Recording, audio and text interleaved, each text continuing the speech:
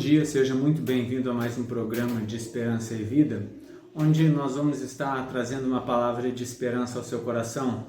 O texto que eu gostaria de deixar para você nesta manhã se encontra no livro de Lucas, capítulo de número 22, a partir do versículo de número 39, uma história bastante conhecida que relata o final da noite de quinta-feira, quando o Senhor Jesus é traído e é então preso para ser conduzido até a cruz. Nesse texto, Lucas vai nos relatar as seguintes palavras: Então eles saíram como de costume, e Jesus foi para o Monte das Oliveiras e seus discípulos o seguiram. Chegando ao lugar, ele lhes disse: Orem para que vocês não caiam em tentação. Então ele se afastou dos outros a uma pequena distância e ajoelhou-se para orar. Pai, disse ele, se tu quiseres, por favor, afasta de mim este cálice, mas que seja feita a tua vontade, não a minha. E apareceu-lhe um anjo do céu que o fortalecia. Estando angustiado, ele orou mais intensamente, e seu suor era como de gotas de sangue que caíam no chão. Então, levantando-se da oração, foi até os seus discípulos e encontrou-os dormindo por causa da tristeza. Por que vocês estão dormindo? Perguntou-lhes. Levantem-se e orem para que não caiam em tentação. Enquanto ele ainda falava isso, apareceu uma multidão. O homem que se chamava Judas, um dos 12, vinha diante dela e se aproximou de Jesus para beijá-lo. Mas Jesus lhe perguntou: Judas, com um beijo você está traindo o Filho do Homem? Esse é o texto que nós temos, o texto da oração do Senhor Jesus no Getsêmani, quando ele, naquela noite de quinta-feira, após cear com seus discípulos, caminha até esse monte do Getsêmani, onde Jesus orava, e já era costume dele orar naquele local.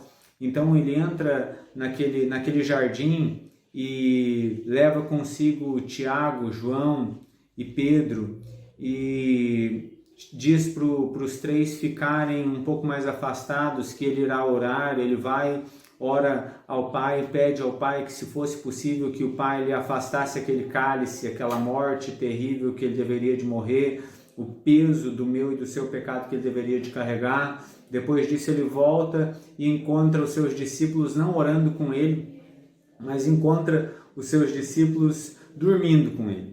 E Jesus faz isso durante 3 vezes, e durante 3 vezes ele encontra os seus discípulos dormindo, até que Jesus, então, no final da 3ª vez, diz para que seus discípulos se levantem, e não segundo o relato de Lucas, mas segundo o relato de Marcos, ele vai dizer: olha, basta, agora o Filho do Homem será entregue nas mãos dos pecadores. E eu creio que existem lições preciosas que esse texto nos ensina, lições a respeito do Senhor Jesus. Essa noite de quinta-feira é a noite das trevas, é a noite onde o Senhor Jesus encara a sua missão, encara a sua vocação de morrer por cada um de nós, de morrer por mim e de morrer por você, de carregar sobre o seu corpo o meu e o seu pecado. Ele olha nesta vocação, ele olha para esta tarefa que está diante dele, e ali naquela noite de quinta-feira ele tem talvez a possibilidade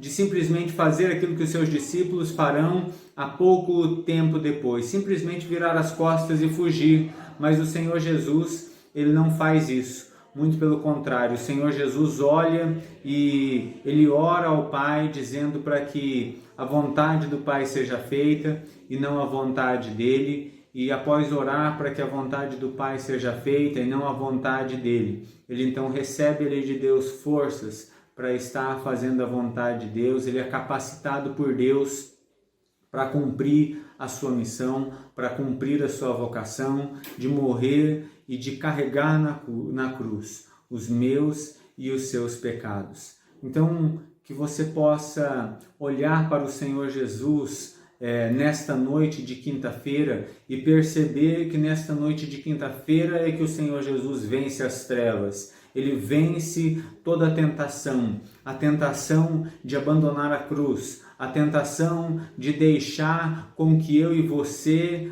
pudéssemos, de deixar eu e você abandonados, nos nossos próprios pecados, dos nossos próprios delitos. Ele vence a tentação de abraçar o conforto, ele vence a tentação de fazer aquilo que é mais fácil, ele vence a tentação de fugir da cruz, sendo que ele poderia fazer isso, e ali ele recebe de Deus forças para cumprir a sua vocação, de morrer por cada um de nós. Você olhe para o Senhor Jesus nesta noite de quinta-feira, onde Ele está ali orando ao Pai, e que você enxergue nesta noite não um momento de derrota, mas um momento de vitória, porque é naquela noite, quando o Senhor Jesus se levanta daquela oração, Ele se levanta vitorioso.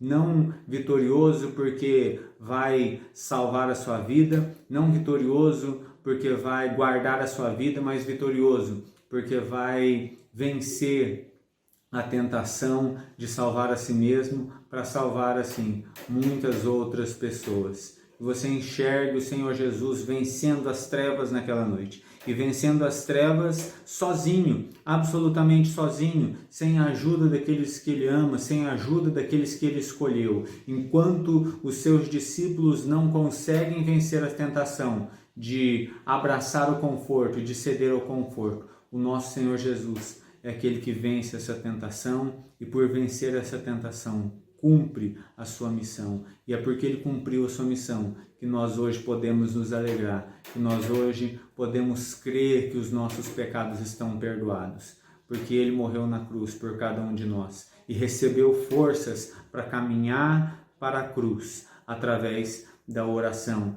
que Ele fez naquela quinta-feira, quando Ele se levanta e diz basta, a sua vitória está vencida. Ele recebe de Deus a força para cumprir a sua missão. Que você se alegre com a vitória do Senhor Jesus, não apenas na sexta-feira, quando Ele morre na cruz, mas na quinta-feira, quando Ele vence o poder das trevas.